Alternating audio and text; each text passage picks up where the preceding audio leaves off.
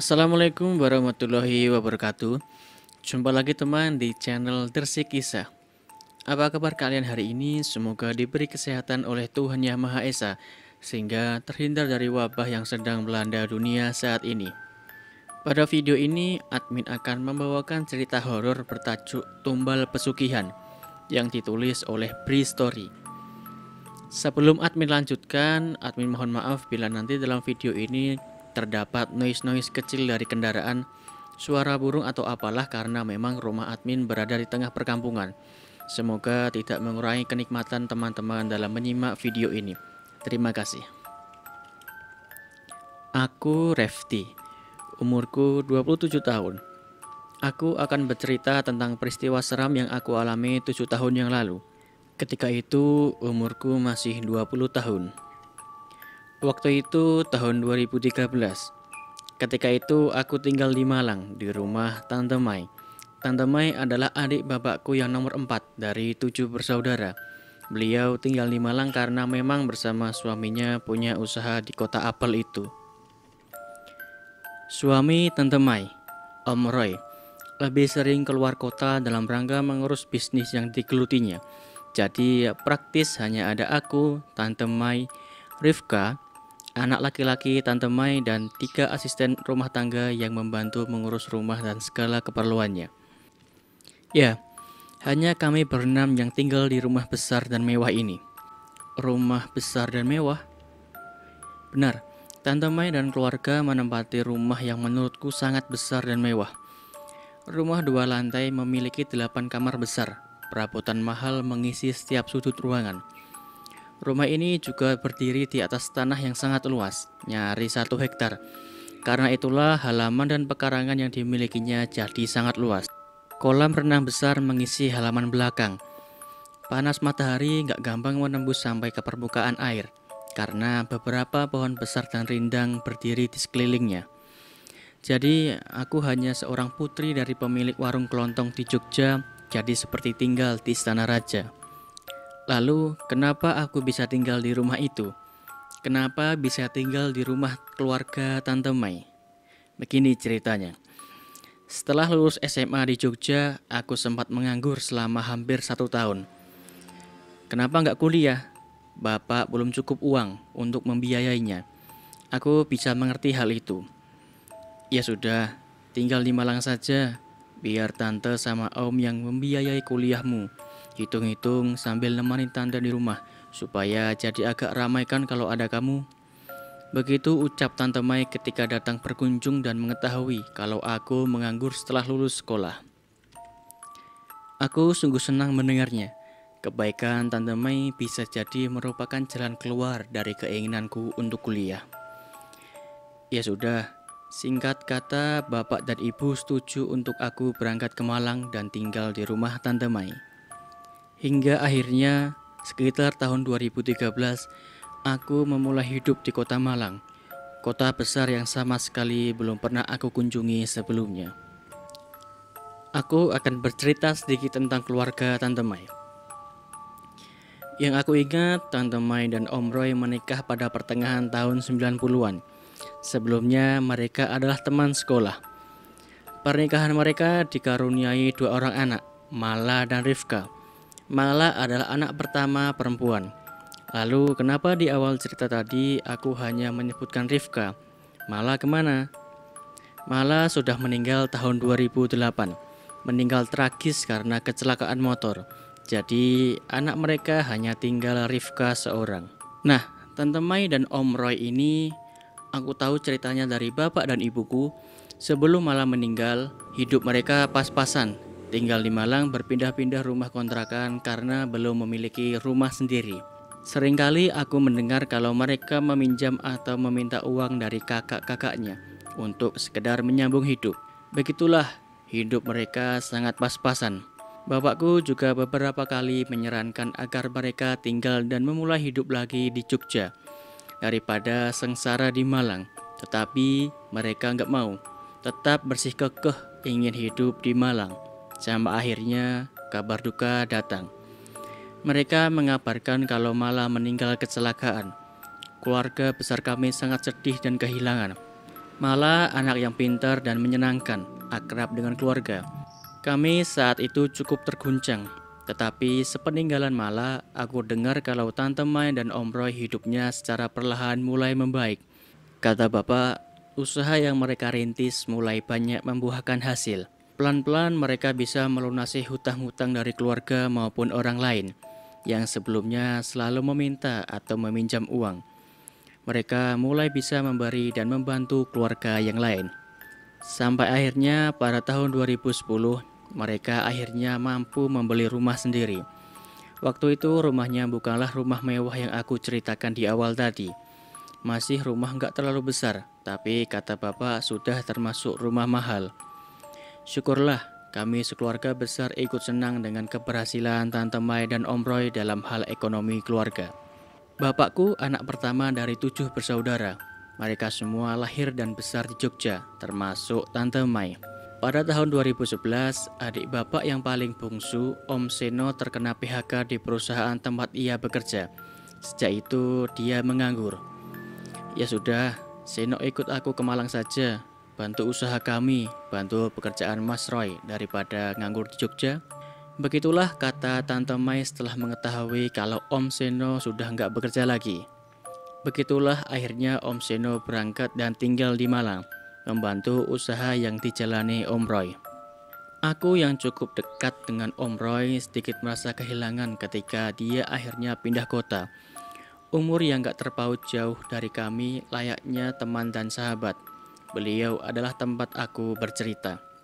Tetapi sekitar 6 bulan kemudian, kabar duka kembali datang. Om Seno berpulang ke pangkuan ilahi. Dia meninggal mendadak karena kecelakaan kerja terjatuh dari atap salah satu pabrik milik Om Roy. Saat itu adalah momen terburuk dalam hidupku. Kehilangan Om tersayang secara mendadak. Aku kehilangan sahabat dekat, kehilangan tempat bercerita, kehilangan tempat berkeluh kesah. Lagi-lagi kami sekeluarga berduka cukup dalam. Lalu sekitar 1 tahun sepeninggalan Om Seno, aku mendengar kabar kalau Tante Mai dan Om Roy sudah pindah ke rumah baru. Menurut cerita dari bapak dan adik-adiknya, keluarga mereka pindah ke rumah yang jauh lebih besar, lebih mewah, berdiri di atas tanah yang sangat luas pula. Yang sebelumnya hanya memiliki 1 asisten rumah tangga, kini mereka dibantu oleh 3 asisten. Senang? Tentu saja kami semua senang mendengar kalau ada anggota keluarga besar yang sudah sukses keuangan, alias kaya raya. Ya itu tadi, sampai akhirnya setelah lulus sekolah aku ditawari untuk tinggal di rumah Tante Mai. Ditambah aku akan dibiayai sekolah, aku pun tinggal di Malang. Kamu jangan pernah masuk ke kamar itu ya. Isinya perlengkapan kerja Om Roy. Nanti dia marah kalau ada yang masuk ke ruangan itu. Begitu kata Tante Mai pada suatu waktu hari pertama aku tinggal di rumahnya. Sebelumnya aku sudah diajak berkeliling, dikenalkan dengan 3 asisten. Dijelaskan tentang seluruh kamar dan ruangan yang ada di dalam rumah yang sangat besar ini. Kamar yang dimaksud oleh Tante Mai tadi yang gak boleh aku masuki adalah kamar yang ada di lantai atas. Letaknya di depan sebelah kanan dari kamar yang akan aku tempati nanti. Pintu kamar itu tertutup rapat dan seperti terkunci karena aku sempat hendak membukanya tapi gak bisa. Ini kamar apa Tante? Tanyaku ketika Tante Mai muncul dari belakang. Ya itu tadi jawaban Tante Mai. Katanya itu ruangan perlengkapan kerja Om Roy. Lalu beberapa kali seperti menegaskan kalau aku sama sekali nggak boleh memasukinya. Ya sudah, aku pasti menurut. Nggak akan berani aku menentang omongan Tante Mai. Kamar yang misterius, begitu aku menyebutnya. Di rumah Tante Mai, aku disediakan kamar di lantai 2. Kamar besar yang letaknya nggak jauh dari tangga, persis bersebelahan dengan kamar mandi. Di dalam kamar sudah tersedia perabotan mahal, tempat tidur empuk dan nyaman, lemari besar tapi tanpa TV. Kamar yang sangat mewah menurutku. Oh iya, kunci pintu kamar kamu kayaknya masih rusak deh. Tante belum sempat untuk menghubungi tukang untuk memperbaikinya. Selalu lupa tante. Begitu kata Tante Mai ketika kami sedang di meja makan. Benar adanya, pintu kamarku kuncinya rusak. Bisa tertutup tapi tidak bisa dikunci. Ya sudah, nggak apa-apa. Toh di rumah ini terbilang aman. Lagi pula, aku terkesan nggak sopan kalau selalu mengunci pintu kamar. Hari pertama, kuhabiskan dengan berkenalan dengan lingkungan rumah seperti penghuni lainnya. Hingga nggak kerasa, akhirnya malam pun tiba. Aku bersama Tante Mai dan Rifka bersantap malam di meja makan. Bermacam makanan lezat tersaji di atas meja marmer besar yang aku yakini pasti harganya sangat mahal. Persis di tengah ruangan bergantung lampu kristal yang besar menerangi seisi ruang makan. Sampai pada saat itu, aku pun juga berhenti terkagum-kagum dengan segala harta di rumah yang dimiliki oleh Tante Mai dan Om Roy. Benar-benar seperti istana dengan perabotan layaknya untuk raja dan ratu. Sungguh kaya mereka. Ya sudah, kamu istirahat dulu sana. Pasti capek kan seharian ini. Tante Mai menutup percakapan kami malam itu. Setelah itu kami masuk ke kamar masing-masing. Oh iya, di lantai 2 aku sendirian. Gak ada lagi yang menempatinya selain aku. Tante Mai dan Rifka masing-masing kamarnya di lantai 1. Para asisten rumah tangga kamarnya di belakang, terpisah dari bangunan utama. Jam 9 malam aku sudah berada di kamar. Isi kepala masih terus saja berkutat pada kekaguman dan kekayaan dan kehidupan mewah yang dimiliki oleh Tante Mai dan Om Roy. Mereka pasti sudah sangat bekerja keras untuk mendapatkan ini semua. Itu yang ada dalam pikiranku saat itu. Mungkin sekitar jam 11 malam akhirnya aku bisa tidur. Tidurku cukup nyenyak tapi nggak terlalu lama. Ya, tidur nyenyakku nggak lama. Sekitar jam 2 aku kembali terjaga. Sejak masuk kamar tadi sengaja aku nggak matiin semua lampu. Aku hanya menyalakan lampu kecil di meja belajar untuk sekedar menerangi supaya nggak terlalu gelap.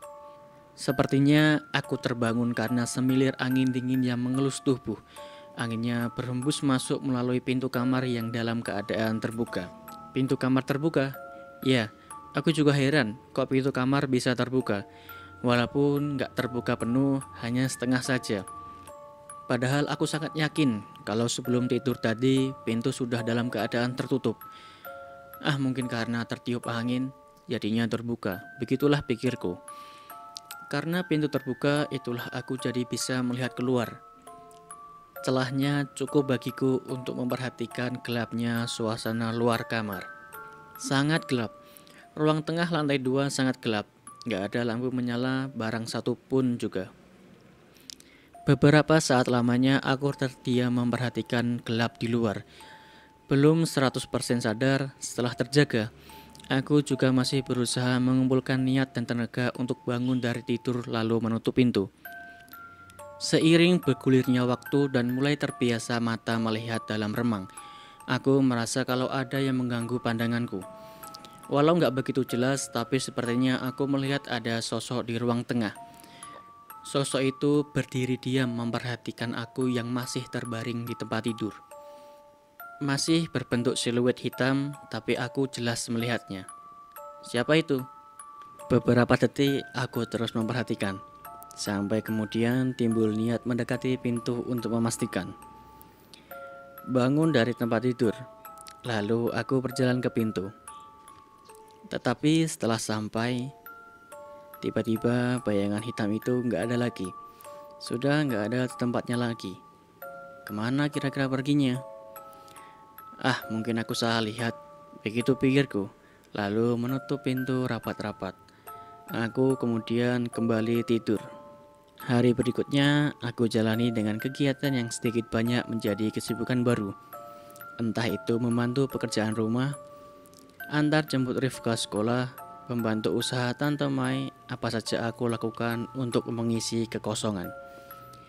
Belum ada kegiatan perkuliahan, karena waktu itu pendaftaran masuk universitas memang belum dibuka.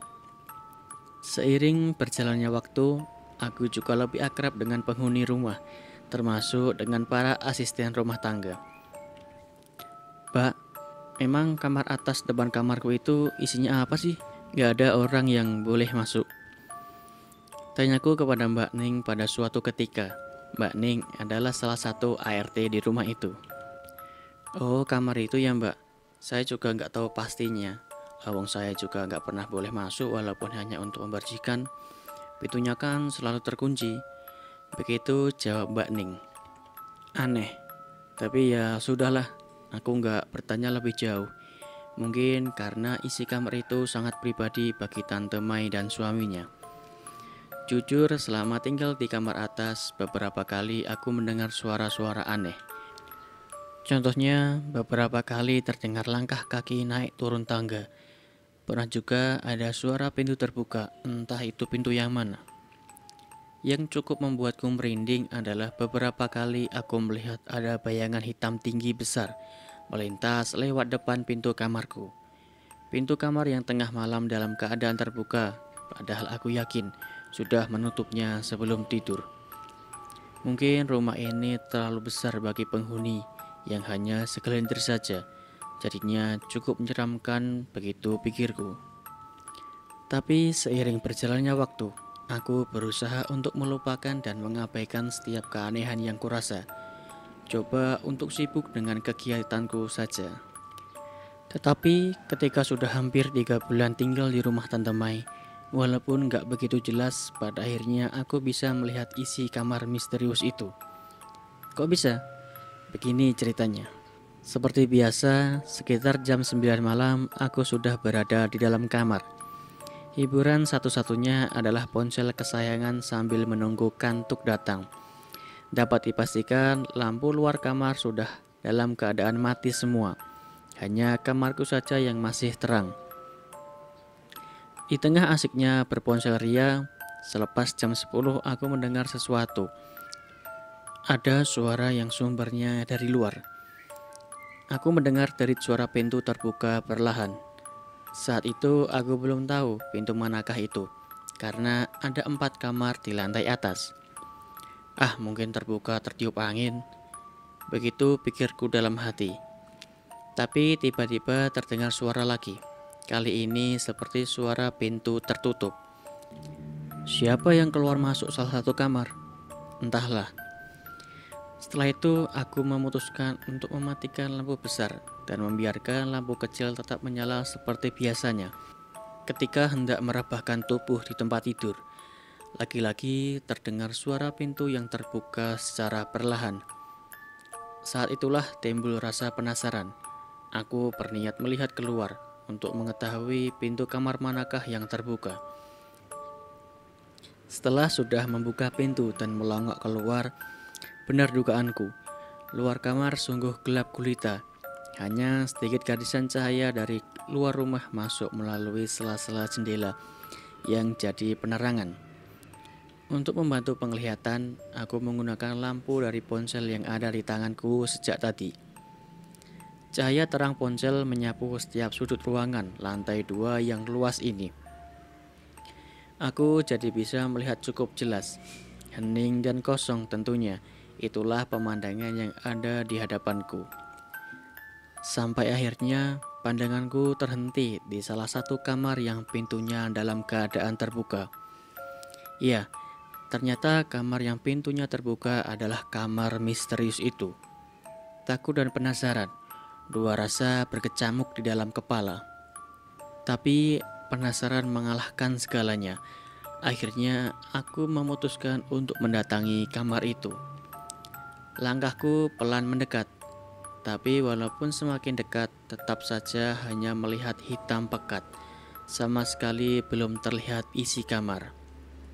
Sampai akhirnya aku sudah berdiri di depan pintu kamar misterius itu. Pintu nggak terbuka penuh, hanya setengah saja. Lalu perlahan aku mendorong sampai terbuka lebar. Belum, ternyata aku belum bisa melihat dengan jelas isi kamar itu. Masih pekat yang terlihat. Kemudian aku mengarahkan cahaya ponsel ke dalam kamar. Pada saat itulah aku melihat semuanya. Yang pertama aku lihat adalah tempat tidur besar berkelambu di sisi kiri. Rangka ranjangnya seperti terbuat dari besi kokoh. Kelambunya yang bagian depan dalam keadaan terbuka, sehingga aku dapat melihat kasur di dalamnya. Di atas kasur bertebaran banyak kuncup bunga. Gak tahu jenis bunga apa, tapi akhirnya aku tahu dari mana asal wangi bunga yang beberapa kali tercium di lantai atas. Dinding ruangan tertutup seluruhnya dengan kain berwarna hitam. Kain hitam itu menutupi sampai ke langit-langit. Di sebelah ranjang ada meja besar yang di atasnya tergeletak banyak benda-benda aneh dan seram. Beberapa di antaranya aku gak tahu benda apa itu. Tuhan, ruangan apa ini? Aku bergumam dalam hati. Walaupun belum sempat melihat semuanya, tetapi aku sudah berniat untuk kembali ke kamarku saja. Aku takut. Tapi belum juga kaki ini melangkah, tiba-tiba aku mendengar suara. Ada suara seperti menggeram, pelan tapi terdengar dengan jelas. Refleks aku arahkan cahaya ponsel ke sudut kanan kamar, karena menurutku suara itu berasal dari sana. Detik berikutnya jantungku seperti berhenti berdetak. Aku kaget ketakutan. Ya Tuhan, aku melihat ada makhluk tinggi besar sedang berdiri di pojok kamar. Sebegitu tinggi hingga kepalanya nyaris menyentuh langit-langit. Sungguh sosok yang sangat menyeramkan. Melihat itu semua, aku langsung lari menuju kamarku. Setelah sudah di dalam kamar, aku lalu menutup dan berdiri bersandar pada pintu. Karena aku sadar kalau pintu kamarku ini tidak bisa dikunci. Aku menangis pelan dan ketakutan. Tapi walaupun begitu, aku masih bisa mendengar suara dari luar. Suara pintu yang perlahan tertutup. Aku yakin itu pintu kamar gelap. Setelah itu, semalam aku duduk bersandar di pintu hingga pagi menjelang. Sejak itu, aku menyebut kamar misterius itu dengan sebutan kamar gelap. Hari-hari berlalu. Aku terus jalani hidup di rumah Tante Mai. Tante Mai memenuhi janjinya untuk membiayaiku kuliah. Sekitar bulan Agustus aku sudah mulai berkuliah. Tapi semua kejadian seram di rumah tetap aku rasakan. Terus saja kejadian itu yang membuatku sangat gak betah. Ditambah entah sudah 2 atau 3 kali aku mengalami mimpi yang menyeramkan. Di mimpi, aku didatangi makhluk tinggi besar yang sering aku lihat bergentayangan di dalam rumah. Sosok makhluk itu sungguh sangat menyeramkan. Aku nggak mampu untuk menggambarkannya. Di dalam mimpi, ketika makhluk itu datang, tubuhku sama sekali nggak bisa bergerak. Aku hanya bisa menangis. Kemudian dia meraih tanganku, menyeretku, menarik tubuhku dengan kasar. Lagi-lagi aku hanya bisa berteriak dalam diam, amat sangat ketakutan. Lalu akhirnya kami berada di tepi jurang. Jurang yang sangat dalam, sampai aku nggak bisa melihat dasarnya. Tiba-tiba makhluk menyeramkan itu mengangkat tubuhku, lalu melemparkanku ke dalam jurang. Di saat inilah biasanya aku terbangun dari tidur, tersengal-engal, berkeringat lalu menangis sejadi-jadinya. Beberapa kali aku juga bercerita kepada bapak dan ibu tentang semua yang aku alami di rumah ini melalui sambungan telepon. Aku ceritakan semuanya. Mereka hanya bisa menenangkan dan meminta aku untuk kembali ke niat awal, yaitu berkuliah. Jangan pedulikan hal-hal yang lain. Untuk sementara, aku berusaha untuk menuruti omongan mereka. Berusaha untuk kuat menghadapi semuanya. Hanya sementara. Masih lekat dalam ingatanku. Waktu itu suatu hari di bulan November, hanya beberapa hari setelah hari ulang tahunku. Sepulang kuliah sekitar jam 5 sore, aku sampai di rumah. Ternyata Tante Mai dan Rifka sedang gak ada di rumah. Hanya ada 3 ART. Pada kemana mbak? Tanyaku kepada Mbak Ning. Tadi jam 3 berangkat ke Surabaya mbak. Rifka pengen jalan-jalan katanya. Pulangnya besok sore. Jawab Mbak Ning. Jalan-jalan? Kenapa mendadak? Kok nggak bilang-bilang ya? Ya sudahlah, mungkin mereka ada acara mendadak. Yang pasti aku harus bersiap sendirian di rumah ini, di rumah besar ini semalaman. Singkat kata, malam pun tiba. Karena sendirian, setelah makan aku langsung masuk ke kamar walaupun masih jam setengah 8. Rumah semakin sepi dan hening. Biasanya terdengar suara TV atau percakapan Tante Mai dengan Rifka. Kali ini gak ada suara sama sekali. Rumah besar ini sangat terasa kosong dan hampa. Malam semakin larut. Sekitar jam 10 rasa kantuk ini mulai datang menyerang. Aku yang seharian sudah sangat lelah karena banyak berkegiatan akhirnya menyerah lalu tertidur lelap. Tapi gak lama, jam 1 tengah malam aku terjaga. Lagi-lagi hembusan angin dingin menerpa tubuh dan membangunkanku. Aku langsung memperhatikan pintu keluar.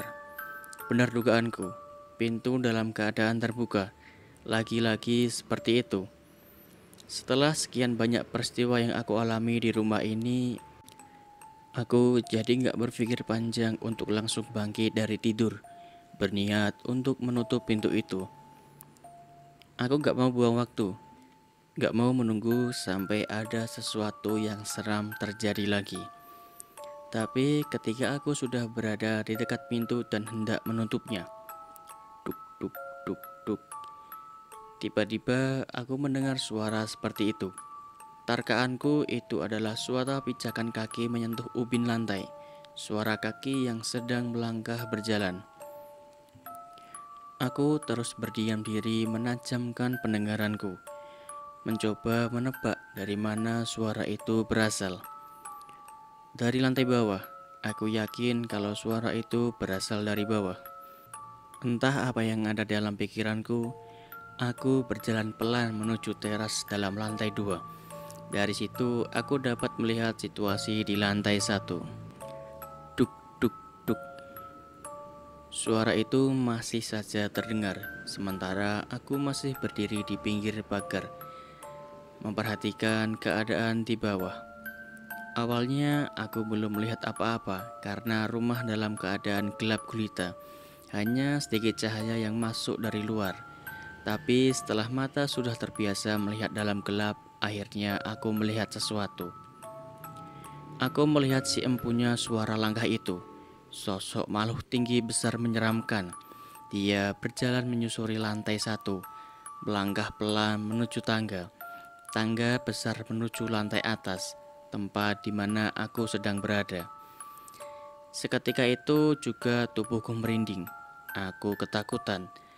Tapi walaupun begitu, aku masih saja diam terpaku memperhatikan semuanya. Melihat makhluk menyeramkan itu yang akhirnya sampai juga di depan tangga lalu menaikinya. Dia menuju ke arahku. Terus berjalan pelan melangkahkan kakinya di anak tangga satu persatu. Seperti tersadar, lalu aku melangkah mundur, perlahan mendekati ke pintu kamarku lalu memasukinya. Di dalam, aku langsung menutup pintu rapat-rapat, lalu berlari menuju tempat tidur. Kemudian duduk meringkuk di tempat paling sudut. Aku sangat ketakutan, berharap makhluk menyeramkan itu gak akan masuk. Tapi harapan tinggal harapan, karena aku melihat gagang pintu bergerak sendiri, seperti ada sesuatu yang berusaha membukanya dari luar. Benar, karena beberapa detik kemudian perlahan pintu mulai terbuka. Di sini aku mulai menangis, tapi gak mampu berteriak. Ketika pintu sudah terbuka lebar, akhirnya aku melihat sosok makhluk tinggi besar itu. Dia berdiri diam memperhatikanku. Aku terpaku, tubuhku kaku. Kemudian dia melangkah masuk. Pada saat itulah aku dapat melihat bentuknya dengan sangat jelas. Sangat-sangat menyeramkan. Gak mampu aku untuk menggambarkannya. Lalu sosok itu terus mendekat dan semakin mendekat. Seperti mimpi buruk yang menjadi nyata. Aku rasakan semuanya. Akhirnya dia sudah benar-benar berdiri di samping tempat tidurku. Aku hanya bisa menunduk sambil terus menangis. Tapi tiba-tiba ponselku berdering. Ponsel yang aku letakkan di atas tempat tidur di samping bantal, jadi agak susah untuk meraihnya. Sambil menunduk, aku menerima panggilan telepon itu. Nak, kamu belum tidur? Kok perasaan ibu gak enak ya? Dari tadi ibu gak bisa tidur. Apa kamu baik-baik aja? Aku mendengar suara ibu di ujung sambungan telepon. Semakin menjadi-jadilah aku menangis. Bu, aku takut. Aku gak tahan. Aku ingin pulang saja, Bu. Aku takut, Bu. Sambil menangis, aku bilang seperti itu sambil menundukkan wajahku. Iya nak, kamu pulang aja ya. Kamu pulang. Begitulah jawaban ibuku. Aku terus menangis sambil menceritakan apa yang pernah aku alami dan apa yang sedang berusaha aku lewati malam itu. Syukurlah, setelah itu aku akhirnya berani untuk mengangkat wajah dan melihat seisi kamar. Ternyata makhluk seram itu sudah pergi, gak ada di kamarku lagi. Aku langsung berdiri lalu menutup pintu. Malam itu aku ditemani ibu sampai benar-benar tertidur. Keesokannya tiba-tiba bapak datang pada sore hari. Aku sangat senang melihat beliau. Langsung aku peluk erat-erat tubuhnya. Pak, aku udah gak kuat lagi. Aku pengen pulang saja pak. Tolong bolehkan aku pulang ya pak, ucapku sambil menangis sesenggukan. Iya nak, bapak juga datang untuk menjemputmu kok. Bapak dan ibu sudah tahu semuanya. Ayo kita pulang. Begitu kata bapak. Sore itu juga aku pulang ke Jogja bersama bapak, meninggalkan rumah Malang dengan segala kengeriannya. Terima kasih Tuhan, aku masih diberi kesempatan untuk hidup. Terima kasih aku masih terselamatkan.